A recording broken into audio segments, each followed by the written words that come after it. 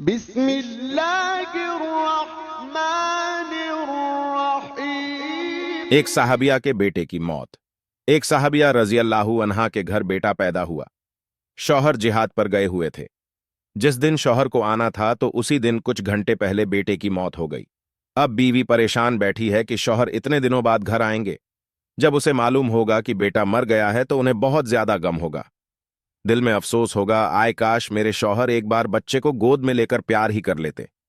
जब वो साहब या बहुत परेशान हुई तो उन्होंने बच्चे को नहलाकर कपड़ा डालकर चारपाई पर लिटा दिया और किसी को बताया ही नहीं कि बच्चे की मौत हो गई है।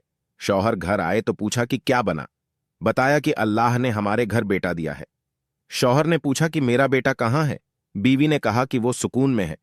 शौहर समझे कि बच्चा सो रहा है। शौहर ने खाना खाया। रात हो गई। मियां बीबी साथ सोए और सफर की बहुत सी बातें भी हुईं। लेकिन इस औरत को देखिए, जो मां थी उसके दिल पर क्या गुजर रही होगी, जिसके मासूम बेटे की लाश सामने चारपाई पर पड़े ढी हुई हो। लेकिन वो अपने शौहर की खुशी के खातिर सीने पर पत्थर रखकर इस राज को छिपाए बैठी हो कि मेरे शौहर का दिल मंगदा ना हो। वो नेट बीवी उसके साथ खाना भी खा रही है, हंस बोल भी रही है और दोनों मियां बीवी मिल भी रहे हैं। यहां तक कि इसी हाल में सुबह हो गई।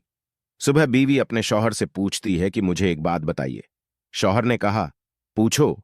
कहने लगी कि अगर कोई किसी को अमानत दें और फिर कुछ दिनों बाद वो अपनी अमानत वापस मांगी तो उसे खुशी खुशी वापस दे देना चाहिए, क्या गमजदा होकर?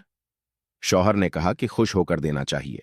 बीवी ने कहा, आई मेरे शौहर, अल्लाह ताला ने आपको भी बेटे की शक्ल में एक जमानत दी थी।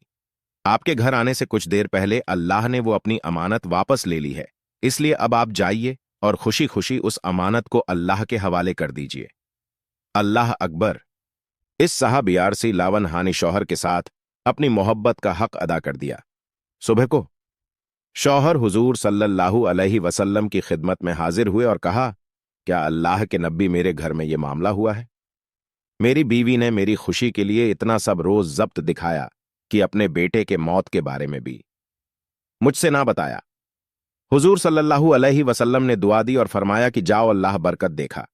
लिहाजा अल्लाह ताला ने उन दोनों मियां बीवी को उस रात में मिलने की वजह से एक नेक बेटा अता फरमाया और वो बेटा आगे चलकर हाफिज कुरान और हाफिज हदीस बना।